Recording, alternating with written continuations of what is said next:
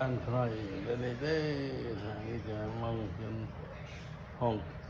กินข้าวได้ทั้งรูมอันนี้ก็เป็นตู้โซตู้เย็นนี่ก็เฮือนครัวคิทเช่นมาอยู่ว่าพี่น้อง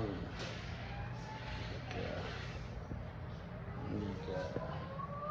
มานี่ก็เป็นห้องรับแขกนะห้องรับแขกมีโซฟา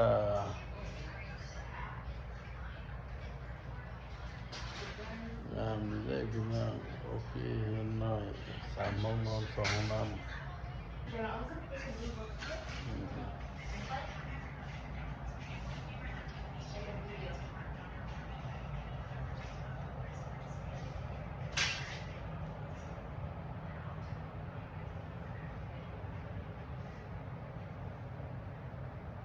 ่เห็นครัวมองแต่งกิน